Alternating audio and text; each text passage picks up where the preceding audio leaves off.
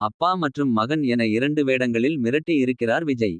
பயங்கரவாத தடுப்பு உளவுத்துறை அதிகாரியான விஜய் தன் குழுவினருடன் வெளிநாடு சென்று அங்கு யுரேனியத்தை கடத்தும் பயங்கரவாத குழுவின் தலைவனான மோகன் மற்றும் கூட்டத்தை அழிக்கிறார். பின்னர் மற்றொரு வேலை காரணமாக தன் கர்ப்பிணி மனைவி ஸ்னேகா மற்றும் சிறுவயது மகனோடு தாய்லாந்து செல்லும் விஜய் அங்கு மகனை இழக்க வேலையிலிருந்து நின்று விமான நிலையத்தில் பணியாற்றுகிறார். ஒரு கட்டத்தில் ரஷ்யா செல்லும் விஜய் அங்கு இறந்து போனதாக நினைத்த தனது மகனை காண்கிறார். பின்னர் மகனுடன் நாடு திரும்புகிறார் விஜய். அதற்கு பின் விஜய் சந்திக்கும் பிரச்சினைகள். அதன் பின்னணியில் இருப்பது யார்? பயங்கரவாத சதித்திட்டத்தை விஜய்யால் முறியடிக்க முடிந்ததா என்பது மீதி கதை. அப்பா மற்றும் மகன் என இரண்டு வேடங்களில் மிரட்டி இருக்கிறார் விஜய்.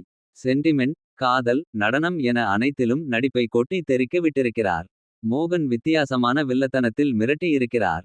மேலும் விஜய்யுடன் உளவுத்துறை அதிகாரிகளாக வந்த பிரசாந்த், பிரபுதேவா, ஜெயராம், அஜ்மல் ஆகியோர் தங்களது அனுபவத்தால் படத்திற்கு பலம் சேர்க்கின்றனர். வழக்கமான கதாநாயகியாக வந்து செல்கிறார் நடிகை மீனாட்சி சவுத்ரி. மெயின் கதாநாயகியாக வரும் ஸ்னேகா சிறப்பான நடிப்பை வெளிப்படுத்தி மனதில் பதிகிறார்.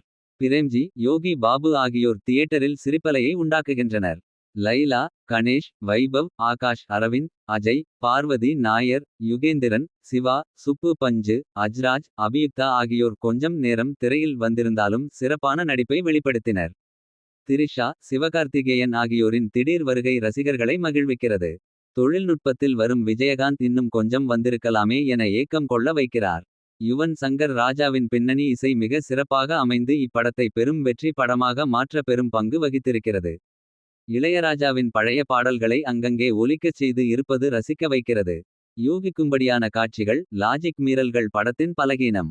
நாம் ஏற்கனவே பார்த்து பழகிய கதையாக இருந்தாலும் ஹீரோயிசம், சென்டிமெண்ட், நட்பு, ஆக்சன், அடிக்கடி கொஞ்சம் டுவிஸ்ட், கொஞ்சம் காதல், கொஞ்சம் நகைச்சுவை என அனைத்தையும் சேர்த்து 3 மணி நேரமும் நம்மை ரசிக்க வைக்கும் விதத்தில் படத்தை கொடுத்திருக்கிறார் இயக்குனர் வெங்கட் பிரபு.